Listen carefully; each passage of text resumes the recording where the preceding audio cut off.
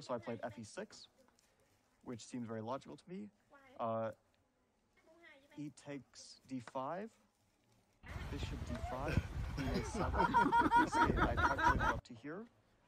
But then he surprised me with something. Bishop d6. Yeah, bishop d6. There's knight h5 at the end of the line. And I think after bishop d7, he kind of panicked. It was a blitz game, and it was also fiction. And he did something random. He lost his queen and lost the game. And here white has knight e4. No, wait, it's not knight e4. d5. d5.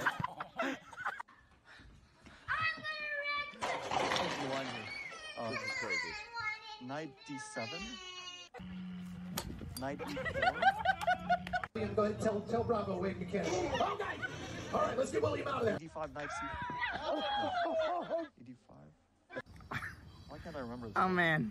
Knight c5. You knight c5. Oh man, there's a horse driving the car. I think this was the line. The D file to get that black bishop. I told you I'd show you the training game, and I can't even remember the game. But yeah, this was what I was trying to recall during the actual game, and I couldn't remember like too much of it, honestly. Well, Hikaru also went into the confessional, and he said that, oh, this line is dubious because there's d takes e6, but he couldn't recall the variation, so he wasn't willing to go for something that you prepared, and he's not sure what the analysis is. I think it was a smart choice because, of course, like it could go well for white, but more likely not if you don't have knowledge, you could also end up losing control. Not be a good thing. I was very surprised that he like so quickly played e4 because it's clearly he's just like giving advantage. So it's a very I guess it's a sort of practical approach. Like he knows the position he's trying to use. When he gets but the speed at which he played it, I was impressed that he was like so ready to fight. Why are you still right? here? Like go away! He said, no, but I will not go for it. I just need to like now hold on that you take back on f1 is so challenging your line that he doesn't want to get worse, and he's gonna go and try to take the goal. I'd love to get your thoughts on the other games in progress if you're willing over here. I mean, it's been a while since we did commentary together. Yeah. You know, we don't have a couch. That's unfortunate. We don't have a couch anymore, but that would make Anish really jealous. What? We don't have Robert either. We don't have Robert here. Anish Giri would get super jealous if we were just to sit on the sofa and commentate away. But Fabiano Caruana, the content creator, commentator, takes over for just a second while we have you. Give us your thoughts real quick on Magnus's game with Tingli Ren. So, I mean, he's definitely better. Like, white is not risking here. But like, what's the plan is the question? I would think trying to take over the bishop. But I don't know if rook e1 or you could maybe play queen e2 and try to put the bishop on d5. Don't know if that. They give me a free large. Like I'm definitely thinking about like some queen e2. And that's why you don't snap it. But maybe it's a bit too much. We were actually looking at something similar. We thought it was quite possible. Coming in. Magnus, you think he's enjoying this? Is this up his alley? She scoots away. I think he has really good terrible chances to win idea. this game. And also, like, the opening was a very, very good pick by him. He got a really tough fight, which I think he wanted. And he should be fighting for a win this game to fight for first place. So it was a good choice. I think like Ding has been consistently playing this reverse Benoni in the Grand K tournament. And I was thinking about it like to play it against him, but I thought there's no way that he keeps going for it because it's so double-edged. But it looks like he really believes in the line.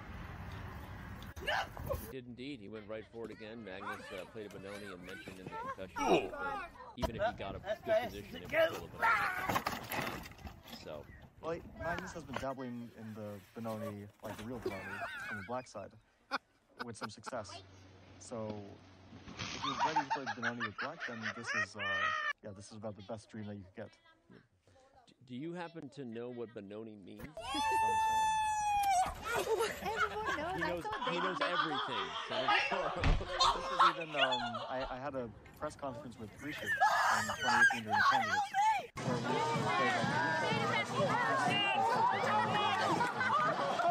and then there was a whole discussion about, he said something about some solo, and he was making, I don't know if they were jokes, or it was just Rishabh being Rishabh. and that was like my first recollection of the song. I'm sorry. Amazing. All right, well, we couldn't get you with that one. It is our word of the day. All right, let's get quick snapshot thoughts from Fabi before we let him go on the other games, maybe with a couple more questions. We really haven't spent a lot of time on Felicia Prague, partly because we started with Magnus and Jimmy Rennie and then you and Hikaru went to Armageddon and kind of dominated the attention. So what are your quick thoughts on that? I really like White's position. Down he goes. I knew that was gonna happen. If White gets to rook to g3, I think it's just mate. I don't know if White will get it there. He's like, thank God for the chair. Knight c5 or you start looking at like some queen d3 or something. Or just, yeah, knight c5 is like good enough. So rook a3, I'd be really in Prague's shoes. Okay, Persian goes back to the board. What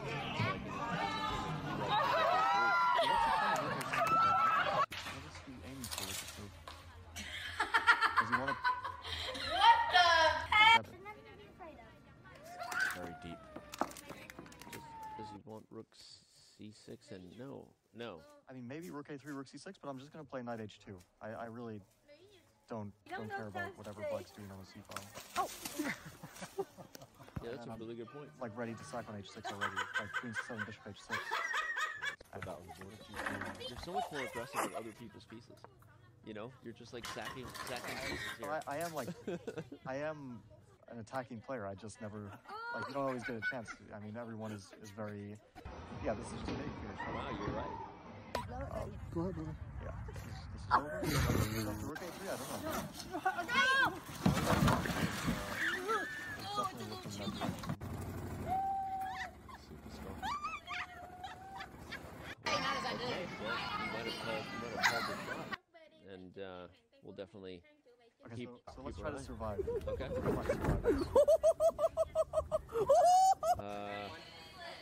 Grandmaster David Howell, help! Hey, Fabiano's here. Why me? Okay. Oh, that's pretty.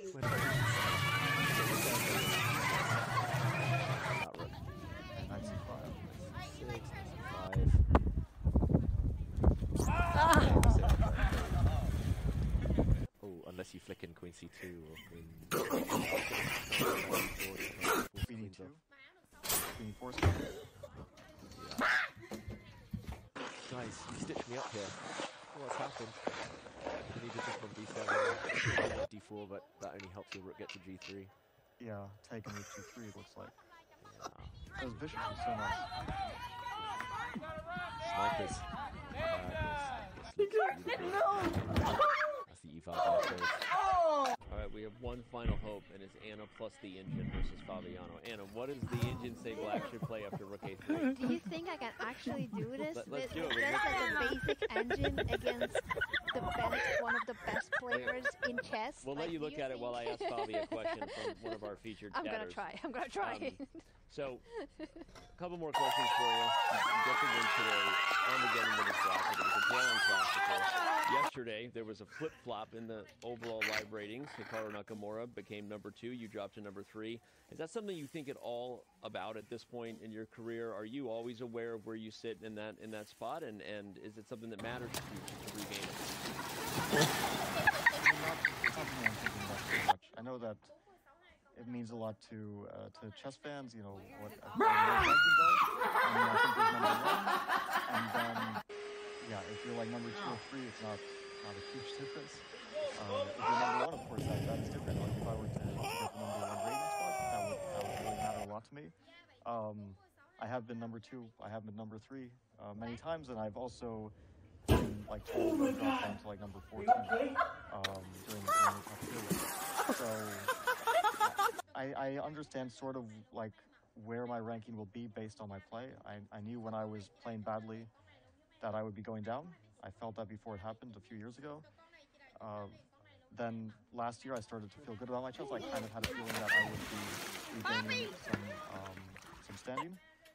So it really all comes down to the play. I mean, I feel like in this tournament, yeah, the result has been bad, and I've made some really costly mistakes. But I don't know exactly like what went wrong. Maybe there was some, like against Magnus, I felt like I didn't play terribly. I wasn't calculating terribly. But there were just some like very small moments which turned the tide. It was like very, very small mistakes. One was in the opening not playing A5, which right after I didn't play it, I regretted. One was like taking on G5. I kind of narrowed it down to that, which was very surprising to me that this is like almost like force leading to a really, really tough endgame.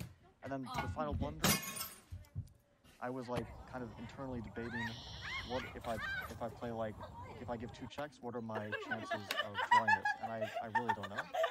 It was based on a queen side. I don't know if you guys were looking into it. But I basically didn't see this like perpetual. I just thought he's promoting, and I just made a random move. I already thought it was game over. So it wasn't really like I was really upset that I got it because I thought Can I get jump off? Against Prague, it was like really disappointing because I had 20 minutes and I really shouldn't be losing this endgame. So, yeah, its play hasn't been great, but I haven't been terrible, atrocious. Just, yeah, some things haven't been going well, and hopefully things reverse.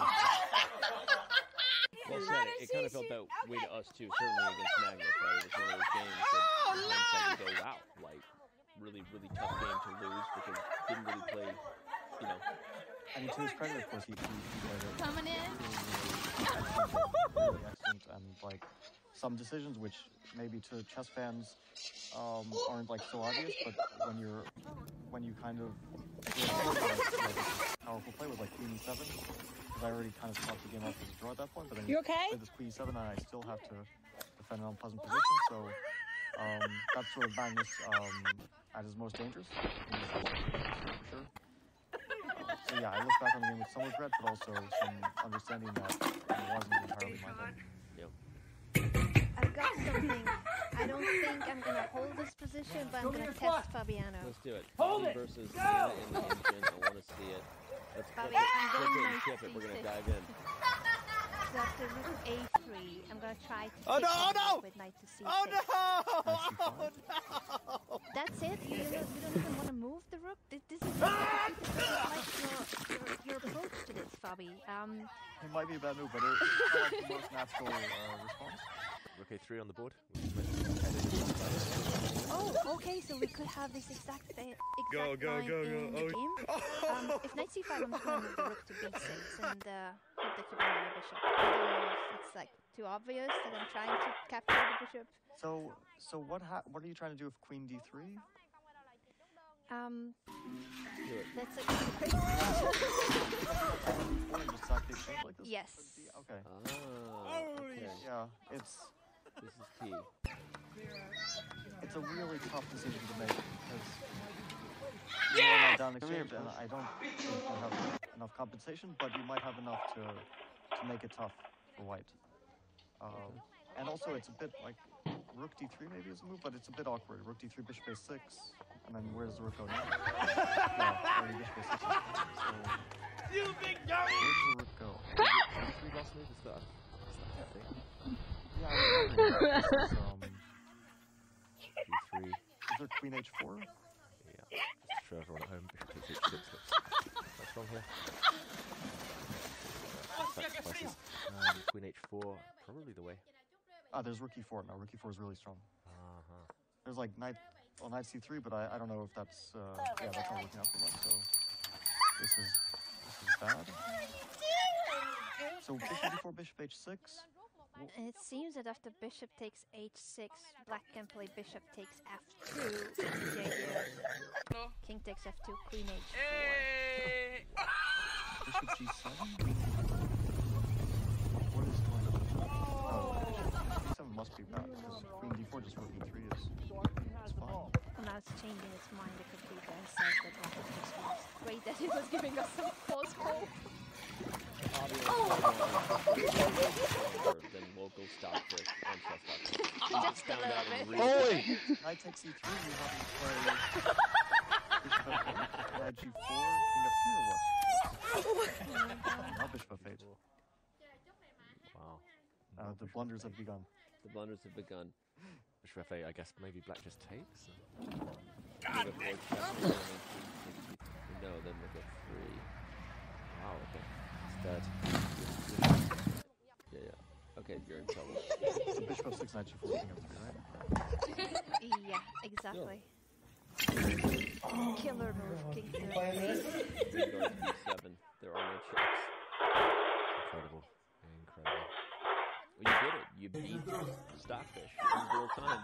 A lot of fans. And it actually changed its evaluation as it went, which is funny because, jokes aside, I mean, the intuition you had about the position is that White's attack is about to get crazy, and the computer is like maybe not ready to sacrifice material at first. So I'm not sure what would happen in real time, but it's a good example of where a grandmaster's intuition and some depth of understanding maybe. Still forced, clearly, as well. I mean, I like it. I like it. But, Bobby, congratulations again.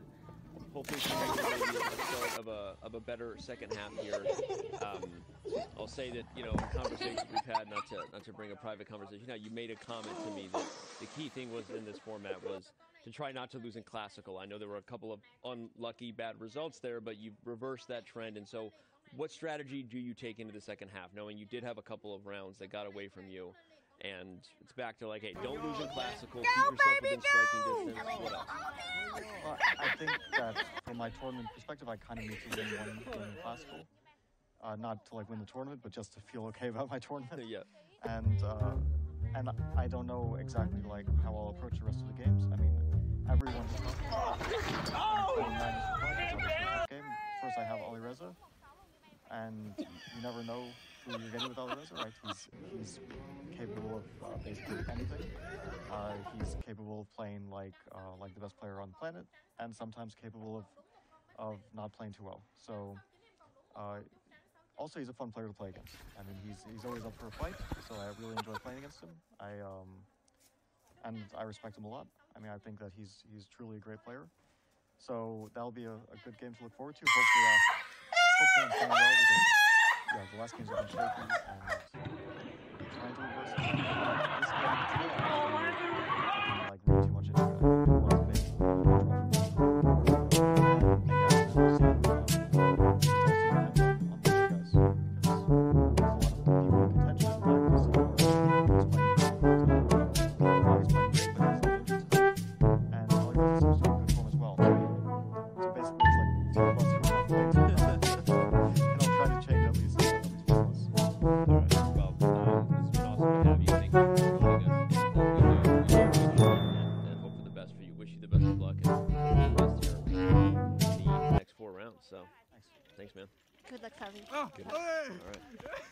There you have it. The only person to get a victory so far in the day has been Fabiano Caruana. He got the job done in Armageddon. Joined us in studio. And, we're going to head back to the bird's eye view. Take a reset before we jump back into the boards. Now we're obsessed with this Fallujah Prague game because of Bobby's lines there and the sacrifices potentially available to Light. That should be a lot of fun to keep an eye on. But David, maybe let you choose if there's another game you want to check in with first. Why not? Apparently Ding has made a slightly inaccurate move against Magnus, but from a standpoint of view, a lot of work to be done. World number one. We haven't spoken to the women's games for a while. Just a quick update, Vaishali against Xu Wenjun very much looks like my hell. If I had to bet my life savings, and there isn't much, if I had to bet everything, I would have said this had come from a French, not a Sicilian. I would have been bankrupt in no time, but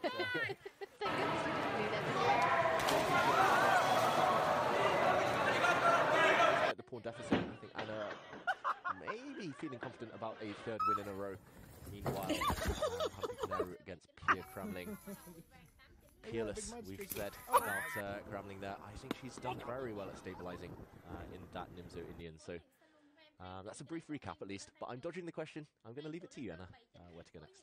I wanted to check in a little bit with Anna, because I thought it's very instructive to show a position where white is up a pawn, so material advantage white, and there's nothing very concrete going on. There's no like immediate way of winning the combat, there's no checkmate attack, although like the long diagonal is looking terrifying, but just by putting your bishop on h1, white is not going to plunder queen g2 mate. There's ways in which you can, for instance, place your pawn on f3, cut the connection between the queen and the bishop, and win that bishop in the corner. So black cannot just go for an immediate kill.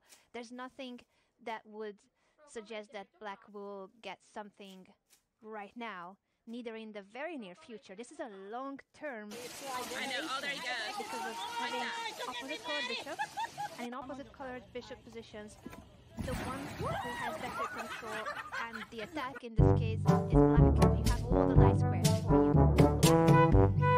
The black bishop can never be... I was going to say that too quickly and then I forgot the word I wanted to use. It's not Benoni, not the word of it. But it can never be challenged by the d2 bishop. And that's the story with opposite color bishop. So if you are the one in charge, if you are the one who the one who can build up an attack, you are a virtual piece up on the color of the bishop, on those squares. On the light squares, you're the king or the queen of the board, because that other bishop can never ever do anything about it. Yeah, great way of describing that, Anna. You mentioned not Benoni. I'm wondering what word that was now. Benevolent bishop, the C4. beneficial bishop. C4. Yeah, Benoni? No, that's not. Yeah, it's interesting, and I thought C4 was the idea we talked about earlier when Leighton J chose to take the pawn, but I thought you might see some prep for that. But there you go. C4 is explosive. I get that.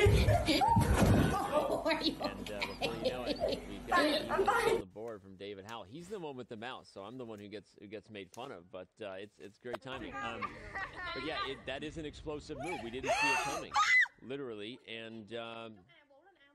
I guess if the bishop takes, you are going to play rook c1, like we talked about. And I wonder if there isn't some idea where Leighton J intends to sacrifice both pawns in some cases. Right, to completely open up the diagonal to sort of reverse the trend, flip the script, which is exactly to give white an attack on the dark squares to compensate for the weaknesses that black has on the light squares. So this is an interesting idea. Yeah, this is really classy play from Leighton J.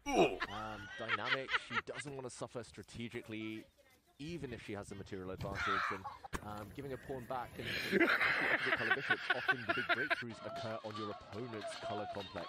And it looks like they've got everything covered. Once they lose coordination. Let's just highlight some of those lines actually. I want to mention queen takes c4 might be the most appealing until you see the move bishop to h6. And suddenly the g7 point is a big weakness. It's a bit of symmetry here. Black would have to play the move g6, and suddenly it's the dark squares around the black king that look really, really weak. Frustrating computer says level, but yeah, bishop takes. Oh, I got that. We're discussing here. I got it. Slightly uncomfortable for black as well. So a great decision, I think. c4 from Leighton J, making Anna's job a lot tougher. Yeah, very good. Practical decision, giving the pawn back but gaining activity for white's pieces. And I think that you're right that maybe potentially in the future even the d pawn in the right moment could be sacrificed to open up the d file.